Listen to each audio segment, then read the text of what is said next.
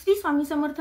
दंडवत आणि प्रणाम. मी रेखा जगदंबे. माझ्या YouTube चॅनलमध्ये मी तुमचं अगदी मनापासून स्वागत करते आणि आजचा दिवस तुमचा शुभ जाओ अशी महाराजांच्या चरणी प्रार्थना करते आणि याच्या आपल्या नवीन विषयाला मी सुरुवात करते. तर मैत्रिणींनो, आता आहे दर्श अमावस्या. तर अमावस्येच्या दिवशी आपल्या घरातून अलक्ष्मी बाहेर काढून टाकायची आणि लक्ष्मीचा नित्य आपल्या घरात वास राहावा यासाठी आपल्याला अमावस्येच्या दिवशी काय काय करावयाचं आहे या माहितीचा आजचा व्हिडिओ आहे. तर व्हिडिओ स्किप न करता पहा, म्हणजे तुमच्या सगळ्या प्रश्नांची उत्तरं तुम्हाला मिळतील. तर मैत्रिणींनो, आपल्याला अमावस्येच्या दिवशी म्हणजे आपल्या घरामध्ये नित्य लक्ष्मीचा वास असावा किंवा जी प्राप्त लक्ष्मी आहे ती कायम आपल्या घरात स्थिर राहावी यासाठी काही उपाय करावयाचे आहेत किंवा काही कामं आपल्याला अमावस्येच्या दिवशी आवर्जून करावयाची आहेत. तर ती कामं कोणती? तर सगळ्यात प्रथम आपल्याला जर लक्ष्मीचा वास आपल्या घरात राहावा असं वाटत असेल तर आपल्या घरातून पहिल्यांदा अलक्ष्मी बाहेर काढावी लागेल. म्हणजे कटकटी बाहेर काढाव्या लागतील किंवा ज्या गोष्टींमुळे किंवा ज्या वस्तूंमुळे आपल्या घरामध्ये अलक्ष्मीचा वास राहतो आणि आपल्या घरामध्ये म्हणजे लक्ष्मीला येण्यासाठी पाबंद राहतात. कारण ज्या ठिकाणी अलक्ष्मी राहते त्या ठिकाणी लक्ष्मीचा वास कधीही राहत नाही. त्यामुळे पहिल्यांदा आपल्याला अलक्ष्मीला बाहेर काढावं लागतं. तर अलक्ष्मीला बाहेर काढण्यासाठी मग आपण काय करायचं की कशामुळे अलक्ष्मी आपल्या घराबाहेर जाईल आणि लक्ष्मी नित्य घरामध्ये आपल्या स्थिर राहील किंवा लक्ष्मीचं आपल्या घरामध्ये आगमन होईल. तर त्यासाठी सगळ्यात पहिल्यांदा सकाळी उठल्यानंतर आपल्याला आपला सगळं अंगण वगैरे झाडून घेऊन आपलं जे उंबरवठा आहे त्या उंबरवठ्याला छानपैकी हळदीचं लेपन करून घ्यायचं आहे. तर हळदीचं लेपन कसं करावायचं? तर त्यासाठी थोडंसं गोमूत्र घ्यायचं आणि गोमूत्रामध्ये आपल्याला हळद टाकायची आणि त्या हळदीचं ते कालवण आपल्याला जो आपल्या दरवाजाचा उंबरवठा आहे त्या उंबरवठ्यावरती त्या हळदीचं लेपन आपल्याला करून घ्यायचं आहे की जेणेकरून बाहेरची नकारात्मकता, मग आता यामागे वैज्ञानिक कारण सुद्धा आहेत. कारण आपण अलक्ष्मी बाहेर काढणं म्हणजे अस्वच्छता बाहेर काढणं किंवा घर स्वच्छ करून घेणं या सगळ्या गोष्टी जरी आपण म्हणजे आर्थिक दृष्टिकोनातून पाहत असलं तरी सुद्धा त्या आपल्या आरोग्यासाठी सुद्धा म्हणजे चांगल्या गोष्टी आहेत, चांगल्या बाबी आहेत. कारण जर घर अस्वच्छ असेल तर अस्वच्छ घरामध्ये कधीही लक्ष्मीचा वास राहत नाही किंवा म्हणजे सतत घरामध्ये कटकटी करकरी चालू असतात. तर या गोष्टींपासून आपल्याला जर बचाव करावायचा असेल तर त्यासाठी आपल्याला पहिल्यांदा आपलं घर सुद्धा स्वच्छ ठेवावं लागतं. कारण असं म्हणतात की हात फिरे तिथे लक्ष्मी फिरे, म्हणजे जिथं स्वच्छ आहे त्याच ठिकाणी लक्ष्मीचा वास असतो. त्यामुळे आपल्याला अमावस्येच्या दिवशी शक्यतोपर्यंत भल आपण दररोजच स्वच्छता करत असतो, दररोजच आपण घर स्वच्छ करतो, काम आपण स्वच्छतेच्या दृष्टिकोनातून दररोज करत असतो. परंतु अमावस्येचं औचित्य साधून ह्या अमावस्येच्या दिवशी अशा काही गोष्टी आहेत की ज्या केल्यामुळं किंवा ज्या आपल्या घराबाहेर काढल्यामुळं आपल्या घरामध्ये नित्य लक्ष्मीचा वास राहतो. त्यामुळे मैत्रिणींनो, तर सकाळी आपलं उंबरवठ्याचं पूजन करून घ्यायचंय म्हणजे हळदीचं लेपन, की जेणेकरून बाहेरचे जीवजंतू हे घरात प्रवेश करणार नाहीत. कारण घरामध्ये आपण प्रत्येक जण बाहेर जातो, घरात येतो किंवा पाहुणे वगैरे घरात येत असतात. तर त्यांच्या मार्फत किंवा असंही दरवाजातून असे अनेक जीवजंतू हे आपल्या घरात प्रवेश करत असतात. तर ते घरात आपल्या प्रवेश करू नये यासाठी पहिल्यांदा आपल्याला आपल्या उंबरवठ्यावरती हळदीचं लेपन करून घ्यायचं आहे. कारण हळद ही औषधी गुणधर्म असणारी वनस्पती आहे किंवा पदार्थ आहे. तर आणि गोमूत्र हे सुद्धा ह्याच्यामध्ये सुद्धा औषधी गुणधर्म असतात आणि हे जंतू संसर्ग आपल्याला होऊ देत नाही. त्याच्यामुळं म्हणजे अँटीबॅक्टेरियल फॉर्म मध्ये काम करतं. त्याच्यामुळं आपल्याला हळद आणि गोमूत्र याचं पेस्ट बनवून घ्यायची आणि ती पेस्ट उंबरवठ्यावरती लावून घ्यायची आहे. त्यानंतर मग घरामध्ये आपल्याला आपण दररोज लादी पुसून घेतोच, परंतु दररोज आपण साधं पाण्याने वगैरे पुसून घेतो किंवा आपल्या घरामध्ये जे काही ऍसिड आहे लिक्विड स्वरूपात तर ते आपण वापरत असतो. परंतु अमावस्येच्या दिवशी आपल्याला ते लिक्विड न टाकता पाण्याने लादी पुसायची आहे. तर त्या पाण्यामध्ये थोडंसं गोमूत्र, चिमूटभर हळद आणि थोडंसं जाडं मीठ हे तिन्ही म्हणजे पाण्यामध्ये टाकायचे आणि त्या पाण्याने आपल्याला स्वच्छ लादी पुसून घ्यायची आहे. जेणेकरून आपल्या घरामध्ये जर लहान बाळ असतील तर ते फरशीवरती तसेच खेळतात किंवा आपण प्रत्येक वेळेस त्यांना मॅट टाकून देतो तसं नाही, किंवा वयोवृद्ध लोक आहेत ते सुद्धा म्हणजे जेवण वगैरे झालं की थोडीशी पाठ टेकवायची म्हणून तसंच खाली झोपतात.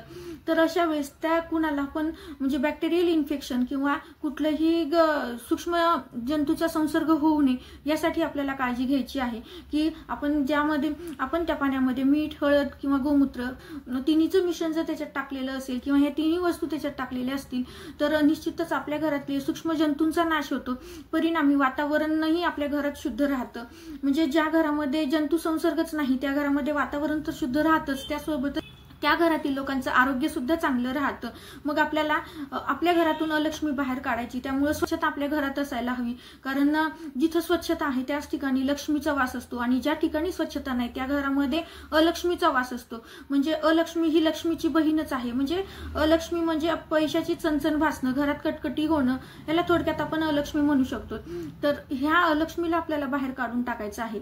तर ते अलक्ष्मी बाहेर काढण्यासाठी आपण जर या पाण्याने जर लादी पुसून घेतली, ज्या पाण्यामध्ये मीठ, हळद, गोमूत्र आहे, तर त्यामुळे सगळ्या सूक्ष्म जंतूंचा संसर्ग आपल्याला होणार नाही। जे काही सूक्ष्म जंतू आहेत ते नष्ट होतील आणि घर आपलं स्वच्छ होईल। यासाठी आपल्याला ह्या पाण्याने लादी पुसून घर स्वच्छ करायचं आहे। त्यानंतर मग आपलं स्नान वगैरे झालं की मग आपल्याला देवपूजेकडे वळायचं आहे। तर देवपूजेमध्ये सुद्धा आपल्याला त्या दिवशी सगळ्या देवांना उजळून घ्यायचं। थोडक्यात काही जण स्वच्छ करायचं म्हणतात, काही उजळून घ्यायचं म्हणतात। आता प्रत्येक भागातली भाषा ही वेगवेगळी आहे। थोडक्यात सांगायचा उद्देश असाच की आपल्याला अमावस्येच्या दिवशी आपले सगळे देव स्वच्छ करून घ्यायचेत। मग तर आपल्या देवघरातला टाक किंवा इतर ज्या काही देवाच्या मूर्ती आहेत त्या आपल्याला सगळ्या स्वच्छ करून घ्यायच्यात। आपण देवाला दररोज स्नान घालतो, परंतु दररोजचे आपली घाईच असते, परंतु म्हणजे आपण स्नान घालायचं म्हणून घालतो किंवा बरेच जण म्हणजे आता काम समजून सुद्धा देवपूजेचं करून घेतात। पण तसं न करता आपल्याला अमावस्येच्या दिवशी देवांना शांततेत, जसं की आपण रविवारी, मग वर्किंग वुमेन असो किंवा घरगुती स्त्री असो, ती रविवारी आपण डोकं धुवून घेतो तेव्हा थोडाफार वेळ वेगळा काढतो आणि स्नानासाठी आपला वेळ म्हणजे दररोजच्या पेक्षा स्नानाला त्या दिवशी वेळ जास्त देतो। त्याच पद्धतीने आपल्याला अमावस्येच्या दिवशी आपल्या देवांसाठी सुद्धा वेळ जास्त द्यायचा आहे आणि देव सगळे स्वच्छ करून घ्यायचे, देवघर स्वच्छ करून घ्यायचंय। म्हणजे आपल्या घरामध्ये जी काही जळमटक आहेत ती सगळी, जशी आपण सकाळी लादी पुसून घेतलं तेव्हा सगळं घर स्वच्छ करून घेतलेलं असतं, त्याच पद्धतीने आपल्याला देवाचं घर सुद्धा स्वच्छ करून घ्यायचंय।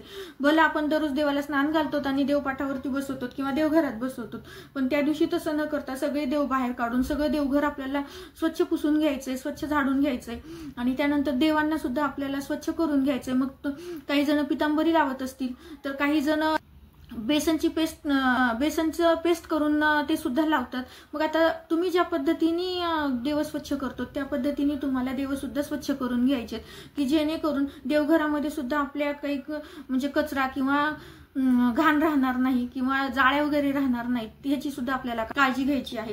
कारण आपल्या घरामध्ये जशी म्हणजे जाळे वगैरे वाढले तर तशा वेळेस आपल्या घरामध्ये कटकटी सुद्धा त्याच पद्धतीने वाढतात। जशी जशी जाळ्यांची वाढ होते, जशी जशी अस्वच्छतेची वाढ होते, त्या पद्धतीने घरामध्ये कटकटी, सततची भांडणं किंवा अनारोग्य, सतत कोणीतरी आजारी पडणं, या प्रकारच्या गोष्टी आपल्याला पाहायला मिळतात। त्यामुळे ह्या गोष्टी सगळ्या होऊ नयेत, आपल्या घरात ह्या गोष्टींना निर्बंध असावेत, यासाठी आपल्या घरामध्ये स्वच्छता असायला हवी। तर ती स्वच्छता आपल्याला ह्या अमावस्येचं निमित्त साधून ह्या अमावस्येच्या दिवशी आपल्याला ह्या सगळ्या म्हणजे एक सेवा म्हणून किंवा उपाय म्हणून आपल्याला ह्या गोष्टी करावायच्या आहेत। भले आपण दररोज करतो, परंतु अमावस्येच्या दिवशी आपल्याला आपला थोडासा वेळ जास्त अधिकचा घेऊन आपल्याला ही सगळी अलक्ष्मी घराच्या बाहेर काढायची। मग तुमच्या घरामध्ये मग देवपूजा वगैरे सगळी झाली की मग जर तुमच्या घरामध्ये खूप जुनी कपडे असतील, खूप दिवसापासूनची असतील, तर ती कपडे तुम्ही बाहेर काढून द्या। तसंच तुटके डबे, फुटक्या बशा, काचेच्या बॉटल किंवा कप वगैरे असतील, याही गोष्टी तुम्ही अमावस्येच्या दिवशी बाहेर काढू शकता, की जेणेकरून म्हणजे आपल्या घरामधून सगळी नकारात्मकता बाहेर जाईल। कारण जिथं नकारात्मकता आहे तिथं अलक्ष्मीचा वास आहे, जिथं अस्वच्छता आहे तिथं अलक्ष्मीचा वास असतो। मग ह्या सगळ्या गोष्टी जेव्हा आपण घराबाहेर काढाल तेव्हाच घरामध्ये स्वच्छता आणि एक प्रसन्न वातावरण आपल्याला मिळेल आणि त्यामुळं म्हणजे प्रसन्न वातावरण आणि स्वच्छता असेल तर आपल्याला आरोग्य प्राप्त होतं आणि आरोग्य प्राप्त झालं तर निश्चितच आपल्याला अर्थार्जनाचे मार्ग सुद्धा सापडतात। आपण जे अर्थार्जन केलेलं आहे ते अर्थार्जन आपल्या घरामध्ये कायम स्थिरही राहायला मदत होते, असं म्हणायलाही काही हरकत नाही। त्यामुळे आपल्या घरामध्ये म्हणजे लक्ष्मीचा वास असायला हवा असं वाटत असेल तर आपल्या घरामध्ये स्वच्छताही असायला हवी। त्या स्वच्छतेसाठी आपल्याला ह्या अमावस्येच्या दिवशी ह्या गोष्टी करावयाच्या आहेत। त्यानंतर मग हे सगळं बाहेर काढल्यानंतर त्यासोबतच मग संध्याकाळी आपल्याला जर आपल्या घरात वाहनं असतील तर मग 2 व्हीलर असो, 4 व्हीलर असो, सायकल असो, जे काही असेल ते तुमच्या घरात जे वाहन आहे ते वाहन सुद्धा स्वच्छ पाण्याने धुवून घ्यायचे। तर त्या पाण्यामध्ये सुद्धा थोडंसं आपल्याला गोमूत्र आणि हळद, मीठ टाकायचं आहे, की जेणेकरून त्यातली पण नकारात्मकता जायला हवी। कारण बरेचसे आता अपघातांचं प्रमाण एवढं वाढलेलं आहे, त्यामुळं अपघातातून मृत्यूचा दर सुद्धा वाढलेला आहे। त्यामुळं हे अपघात आपले टळावेत किंवा आपल्याला अपघाती मरण येऊ नये किंवा आपल्याकडून कुणाचाही म्हणजे आपल्या गाडीखाली सुद्धा कुणाचा अपघात होऊ नये यासाठी आपल्याला म्हणजे हे सगळं स्वच्छ करून मग आपल्याला संध्याकाळी या गाडीचा आपल्याला म्हणजे 2 व्हीलर असो का 4 व्हीलर असो त्या गाडीचा आपल्याला उतारा करून घ्यायचा आहे। तर आता उतारा कसा करायचा आहे, तर उतारा आपल्याला एक नारळ घ्यायचंय आणि त्या नारळावरती शेंदूर आणि त्रिशूळ काढून घ्यायचंय आणि आपल्या गाडीवरती ते नारळ आपल्याला कमीत कमी 9 वेळेस ते 11 वेळेस आपल्याला श्री स्वामी समर्थ म्हणत त्या गाडीचा पूर्ण असा उतारा करून घ्यायचा आहे आणि मग ते उतारा केलेलं नारळ आपल्या घराच्या डस्टबिन मध्ये टाका।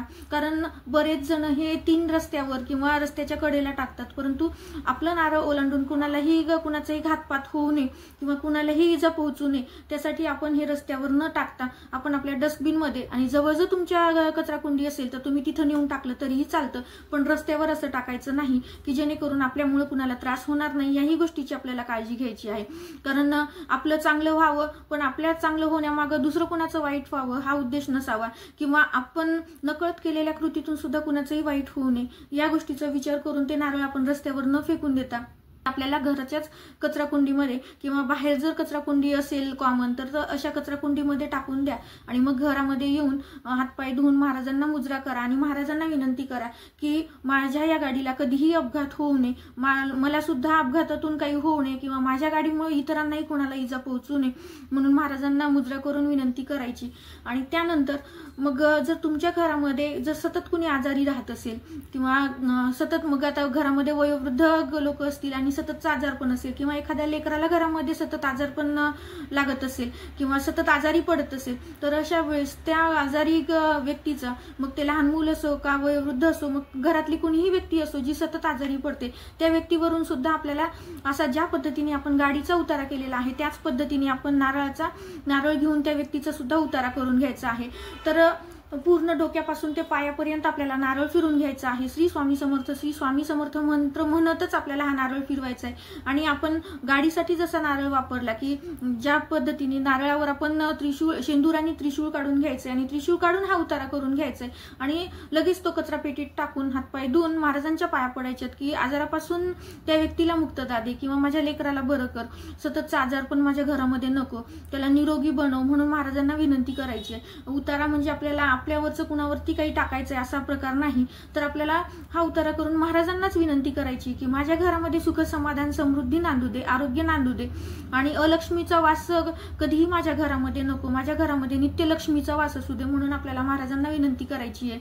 तर निश्चितच तुम्हाला पाहायला भेटेल, तुम्ही 4-5 अमावस्या करून पाहता तुम्हाला 2 अमावस्येमध्येच प्रभाव पाहायला मिळेल की जे सतत आजारी असतात त्यांचा उतारा केल्यानंतर त्यांचं आजार पण बऱ्यापैकी कमी झालेलं असतं, तुम्हाला निश्चितच ते पाहायला मिळेल।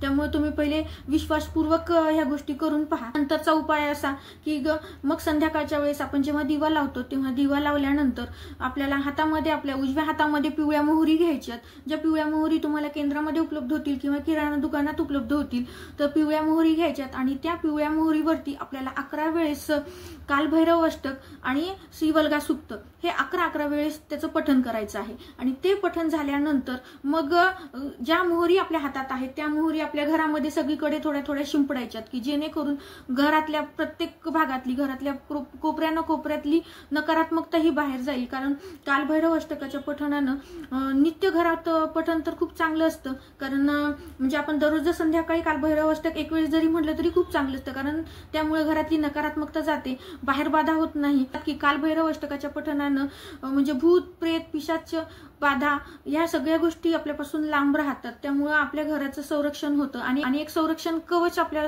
घरासभोवताल तयार होतं। त्यामुळे आपल्याला नित्य कालभैरव अष्टक म्हणायचं असतं, परंतु जर तुम्ही नित्य म्हणत नसाल तर कमीत कमी आपल्याला अमावस्येच्या दिवशी तरी आपल्याला कालभैरव अष्टकाचं 11 वेळेस पठण करायचं आहे। त्यासोबतच श्रीवल्गा सुक्ताचं पठण करायचं, हे तुम्हाला नित्यसेवेच्या पुस्तकामध्ये मिळून जाईल। जर तुम्हाला नित्यसेवेचं पुस्तक तुमच्याकडे नसेल तर तुम्ही युट्यूबला लावून दिलं तरीही चालतं, गुगलवरती ते पाहून PDF पाहून तुम्ही स्वतः म्हणलं तरी चालतं. तर हे आपल्याला 11 वेळेस पठण करायचंय आणि 11 वेळेस पठण करून जेव्हा आपण ते सगळीकडे त्या मोहरी स्प्रेड करतो, मग आता मोहरी स्प्रेड करतो म्हणजे मोहरी आपल्याला खूप अशा घ्यायच्या नाहीत. तर आपण एवढ्याशा जरी मोहरी असल्या, आपण एका फोडणीत जेवढ्या टाकतो तेवढ्या जरी असल्या तरी ठीक आहे, दोन दाणे सगळीकडे टाकायचे, की जेणेकरून सगळ्या घरातली नकारात्मकता बाहेर जाईल किंवा ज्या काही बाधा असतील त्या घराच्या बाहेर जातील. त्यामुळे आपल्याला कालभैरव अष्टकाचं पठण करायचंय. या सेवा किंवा हे उपाय साधे सोपेच आहेत, परंतु जर आपण नित्य नियमाने अमावस्येच्या दिवशी केलो तर तुमच्या जीवनामध्ये आमूलाग्र असे तुम्हाला बदल पाहायला भेटतील. तुमच्या घरातल्या अलक्ष्मी बाहेर जाऊन, कटकटी बाहेर जाऊन तुमच्या घरामध्ये सुख समाधान समृद्धी नांदेल. लक्ष्मीचा नित्य तुमच्या घरामध्ये वास राहील. त्यासोबतच तुम्ही जे प्राप्त लक्ष्मी जी तुमची आहे ती कायम तुमच्या घरामध्ये स्थिर राहायला सुद्धा मदत होईल.